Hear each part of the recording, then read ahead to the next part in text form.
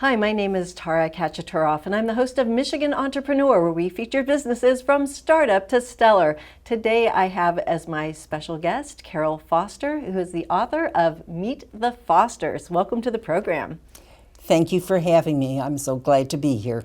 And I'm excited to talk to you today because you have just completed writing and publishing a book called Meet the Fosters, which is about your life. But before we dive into that, why don't you tell me a little bit about who you are and what you do and some of your interests. I know you have a lot of different interests in the community here in Oakland County. Well, I was born and raised in the city of Detroit, and I started to be a teacher. But when I was going to college, I met my husband. And so instead of getting a bachelor's degree, I got my MRS degree. And we had been married for a few years, and we started up a business called Video Instant Productions. And he was a TV producer for the automotive companies, mostly for Chrysler. He had many interesting work events, which I've written about in the book. And after he passed, then I went to work.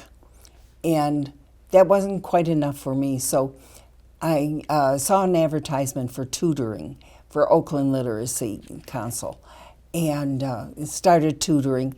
Discovered through that the hardest part about learning a language is doing conversation, because you do conversation at the other person's rate of speed, whereas when you read, you do it at your own speed.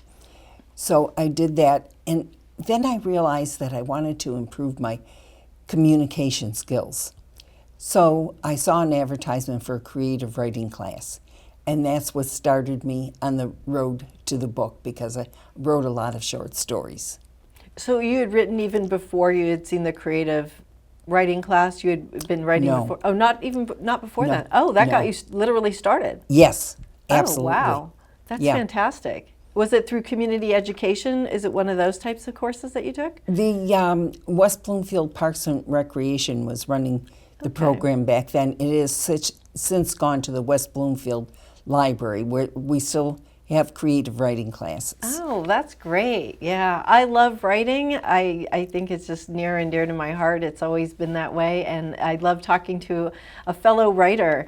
And what's really amazing is you created this book. You wrote this book. It's called Meet the Fosters, a memoir from the Motor City by Carol Foster. And this is the cover, which shows you and your lovely family. Husband, Yes. 3 boys. 3 boys. Kept you busy. Absolutely. And we're going to dive into this book and your experience of writing this book. So to start off, what inspired you to write a memoir? Now, I know you have the background in writing, so you could have written anything, but why did you choose to write a memoir? Well, a memoir was something that I knew about. I knew what memories I had. And I had been into the class for about a year and a half, and the teacher said, "Gee, I'd like to meet Denny." And he had already passed then. And then I realized when she asked to meet him, it was a way of keeping him alive. So that kept me going to write the memoir. Yeah, and was there, I've been reading through a lot of the stories, and I'll tell you, they're fantastic. They're very heartfelt. And I'm not a mom, but I could just feel your mom love through these stories. And they're humorous, they're touching, there's, sadness, there's drama, there's everything in this book that you bring alive through your writing. And I was wondering, I know there's so many stories in here, but is there a specific story or two that really stood out to you, like when you were thinking about what you were going to write in this book, that you said, I have to write that down? Was there any particular moments? Well, the stories that I'm most proud of are the ones that I think about Denny's ingenuity. He was a problem solver both at work and at home. And when we had problems, he would come up with solutions that were absolutely brilliant. You've referred to him as MacGyver, and these things are amazing that your husband did. Well, in the MacGyver story, I believe I wrote about the time the furnace broke down, and it was a very cold winter night, of course. That's when the furnace breaks down. And so he had a fix that he said wasn't quite safe, but at least we'd be warm because it was on the weekend. And then when Monday came, he would get a part and the furnace would be safe. Yeah, the stories of him, like the things that he did, like making a television set, the one about He made taking the radio station down, WJR. That was he was playing on his walkie-talkies. I think he was about 11 years old at the time, and so he wanted a stronger signal because it wasn't quite strong enough for him. So somehow he said he hopped on WJR signal, and what he didn't realize was that he knocked them off the air, so that people from Detroit to Texas, because it was a clear channel, people from Detroit to Texas heard two kids on the walkie-talkies instead of the regular WJR programming. And the FCC did not take kindly to this, so they hunted down the signal, which was pretty easy to do because he wasn't trying to hide anything. And they took away his equipment and said, "Don't do that again." Yeah, when I was reading the part where they showed up at your door, I was like, oh my gosh. And he was only 11. Yes. So this would set the stage for the rest of Denny's life. Yes. Yeah, the things I've read about your husband in here are just classic. I mean, so funny. I mean, I bet being married to him was like an amazing experience because just wow. He made life fun and beautiful. Yeah. And you can see that in these stories. They're so funny. Some of them are just like wow. And also the thing about the television. Can you talk a little bit about that one where he made a color television out of a black and white TV? Yeah, out of black and white TV parts. And he painted it pink because that was his mother's favorite color, and it was for her 50th birthday. So it didn't last that long, but even to work at all at that period of time, that was the early 50s, you know. So I thought that was quite remarkable. This kid was a genius. Was his father an engineer, or did his father have or his mother have qualities that you think were instilled in Denny? I don't know where they came from. It was just, it was part of him. Denny was kind of like that character from Star Trek, Dr. Spock, except he was humorous. So he was a humorous Dr. Spock because he had that kind of logic. I mean, it's truly unbelievable. And I see where your son Mike definitely gets a lot of the, the traits. Because when I'm reading this and knowing Mike, one of your three sons, it's so funny because it's like I can see this in Mike, and the things I know about him. Talking a little bit about the memoir, because this is a huge project. Did you do anything special to prepare yourself for writing a memoir, or did it just kind of evolve organically? How did this come about for you? One thing about taking a creative writing class, you have a deadline. So you have to have a story each week ready to go. And that helped keep me going. So you'd write one a week and then bring it in and they do the critiquing and stuff? Yes. Oh, wow. And the critiquing was always gentle because their turn was coming up eventually. Right. I've been in a critique group over at the Bloomfield Hills Library, so I kind of understand that. So when you were doing the writing, were you writing longhand or were you writing at the computer when you did this? It's much easier to cut and paste on a computer. Okay, so you're a computer. Yeah. Okay. I'm computer. I was just wondering, because sometimes I feel like writing by hand is a little closer to my heart, so I was wondering what your approach was as a writer. I think it varies from writer to writer. whatever you feel most comfortable with. And when you were, how did you come up with the stories each week? Because you had a lot of memories to pull on over the years. How did you come up? Were you writing like sequentially, going back in time, and then writing stories as they got more to present day, or were you just writing stories here and there that just happened to fill your heart at the moment? How did you do that? I would talk with various people, especially the family, and sometimes a topic would come up, and I always have a little tiny notebook that I have in my purse, and if an idea comes up, I write that idea down, so that way I didn't start with the author's dreaded blank page, and so I at least had a topic to start with. Okay, yeah, I was wondering how you came up with things like that. Now, everybody says they want to write a book, and few start the book, and even fewer finish the book. What kept you going to write this book and get to the end and get it here now in published form? What kept you going? Mostly it was Denny. It was a way of keeping him alive. And I just felt that that's something that he would have liked. Yeah, and you can see that in your writing. There's a joy that is a thread of joy throughout this entire book as you look back on your family, and certainly you're so proud of your family and your sons and your husband, and you even include your dog in there, Buddy, Yes. Buddy the dog. So it's such a wonderful read, and anybody who's familiar with Michigan and the stuff that goes on in Michigan and famous places, even the Woodward Dream Cruise was in there. I didn't even know it went back that far. I'm not from Michigan, and you were talking about it in the early 60s. Yes. And the Dream Cruise, and so nothing's really changed.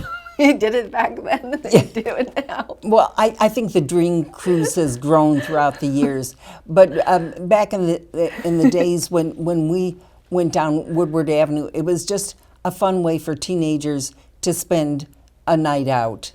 Yeah, and it's so funny because you talk about so many things that are still going on in Michigan, and and you even talked about the what do you call them? Turtles, the candies, the pecan chocolate turtle things. I'm like, oh my God, I love that.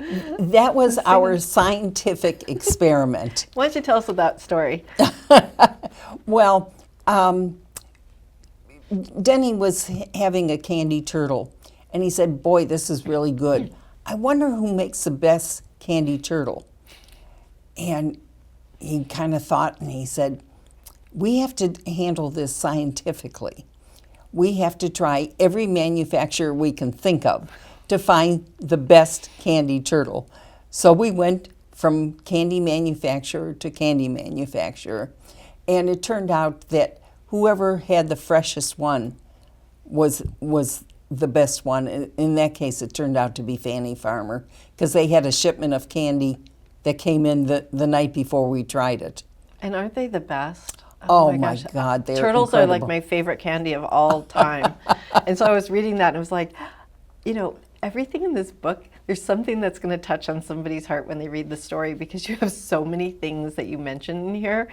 Everything from MacGyver to there's something relatable in every story. It is just phenomenal. One of the things I was thinking about when it came to writing this book, and you said you were writing each week for your critique group, did you think it was going to come to be a book one day?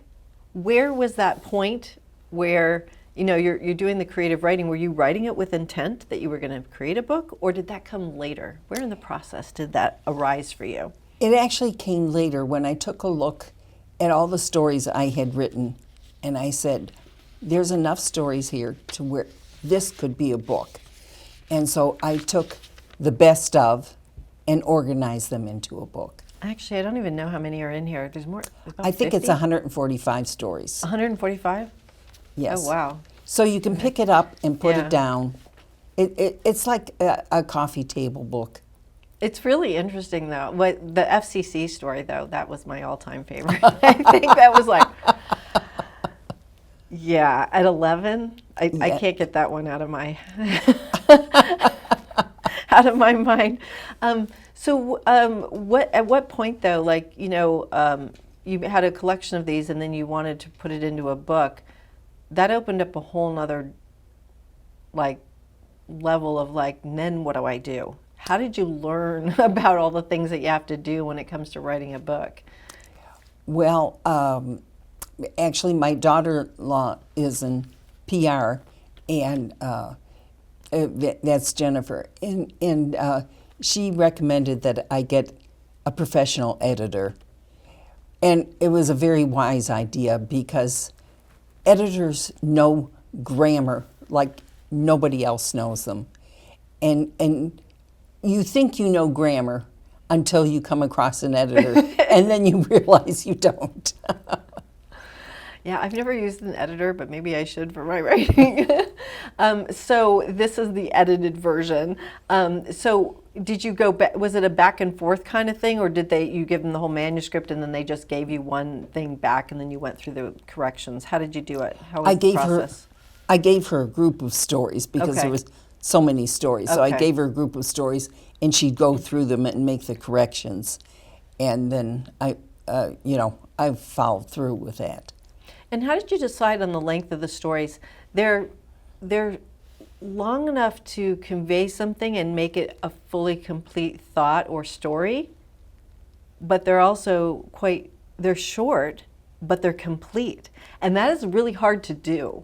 That is like a masterful piece of writing. And you did this over and over and over. How did you get that down? Because that isn't easy to do at all. To tell you the truth, the way the creative writing class was constructed, we were to write 1 to 4 page stories. Oh, okay. And Like, are you trained up? yes, but most of my stories are 1 to 2 pages long. I think three pages is a long story. Yeah, and it really is a talent to be able to write and convey, and you feel satisfied when you get to the end of each of these stories, like, oh yeah, like it was complete. And I guess I know these things because I'm a writer, like I know how hard it is to do certain types of things, and this is creative writing, and you're trying to write in a very limited amount of space, but also make it very complete and satisfying to the reader. And to me, that's very masterful. So I think that's another thing I liked about this, because it's done time and time and time again in every single story, and it's like, that's really a talent. Oh, well, thank you so much.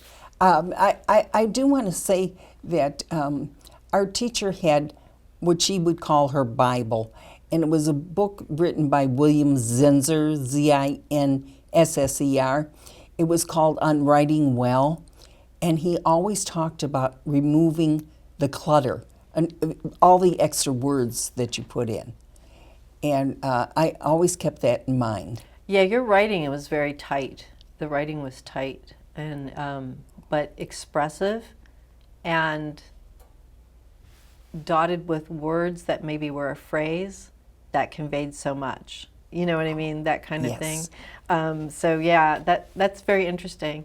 And you've obviously learned a lot about writing by going through this process. If you could pick out 1 or 2 things that you've learned through this process from the writing standpoint, what are a couple things like that that made a difference? Well, the main thing I learned was when I first got to the group, I expected to be able to write more flowery and more elegant. And then I learned you can't do that. You have to be who you are. And so your voice comes through, which is your personality. Yeah. And that's what you have to accentuate. Your personality comes through here. You have like a great sense of humor. And I'm telling you, I was, reading this over the past few days, and it's like I would just like laugh out loud because these are like so funny. And I would tell Ron, like, you got to read this. Like, this is hilarious. But you have such a good sense of humor, and I think humor is also hard to convey through writing. And again, you're doing this in a very limited amount of space, so the artfulness of this is like amazing to me. You know, from a writing standpoint, like I'm looking at it at many levels, as a writer, as a reader, being entertained. So I just found that like, wow. Because I'm thinking like, I don't think I could do this myself, you know? This takes talent. When you were writing some of these stories, were there any that were harder for you to write than others, in terms of like maybe the emotion around it or the memory? The most difficult one was After Happily Ever After, the story about when Denny passed. It brought up a lot of painful memories, and getting through that was very difficult. Yeah, and has writing been kind of a salve or a soothing type of thing for you as well, to look back on your family and your legacy and also remember him and also to carry it forward? Well, when you say a salvo, I'm thinking of the story of Get Lost Bambi. I was frustrated because I was growing vegetables in my vegetable garden and the deer were eating them. So I just took out all my frustrations and wrote Get Lost Bambi. Yeah, there we go. Writing is the cure-all for everything in life. It really is. Is there any part of the book or the process or of any of this, you know, going from idea to published, you know, book that you're really, really proud of? That's special for you? The proudest moments are with Denny. He was amazing in his work. He had a very quick analytical mind, and when there was news conferences, he always had 2 briefcases with him. There was one for documents, and there was one for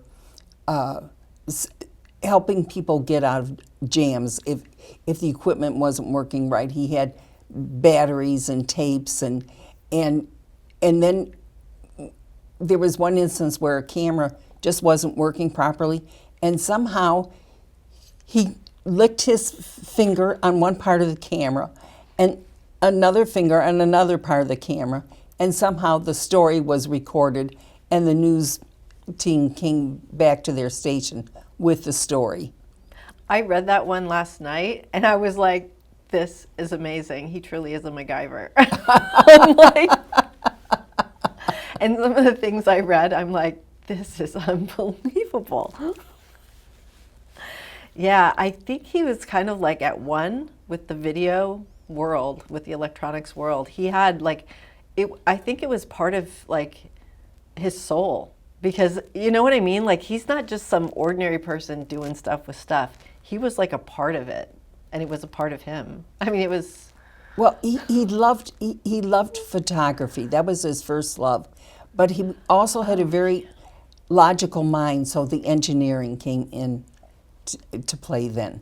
And that the story about all his photographs and winning all these first place prizes and them running out of the first place ribbons and having to give them the second place ribbons because they ran out of first place ribbons. I mean, I'm like, oh my gosh. And he was in high school at the time. Yeah, in high school. Yes. High school. Yes.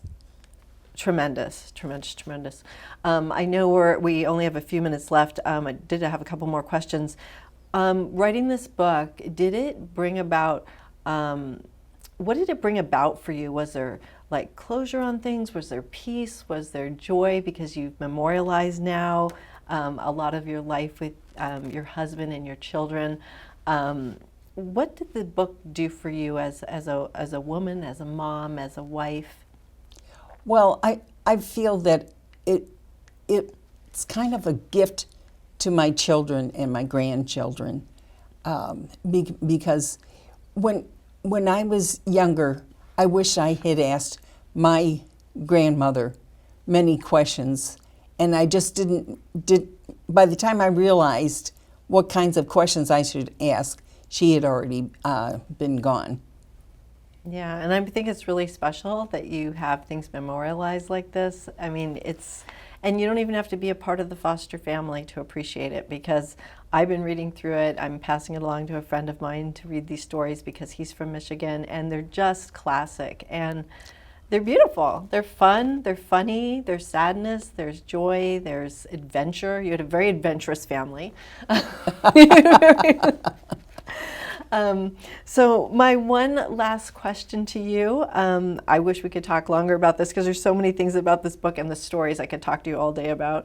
What's your advice to somebody who wants to write or share about, maybe through a memoir or any kind of writing? What would be your advice to somebody who wants to write and express themselves? Be focused.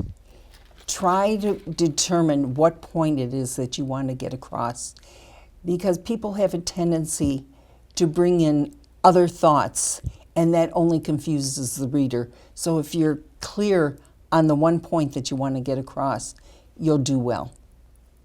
Now, Carol, I do have actually one more question for you. Sorry. One more is, do you have another book in you? Do you want to write another book? And if so, what would that be? Well, I still go to creative writing classes, so we'll see what develops. Okay. Fair enough. Fair enough. All right. Thank you so much, Carol Foster, the author of, again, Meet the Fosters, which is a memoir of her life with her husband, Denny, and her 3 children and all their adventures. Thank you so much for being a guest on the program. Thank you for having me. I really enjoyed it. Absolutely. If you'd like more information about our program, please visit us at MichiganEntrepreneurTV.com. Please join me again in the future when I interview another enterprising entrepreneur. Until then, wishing you the best of business.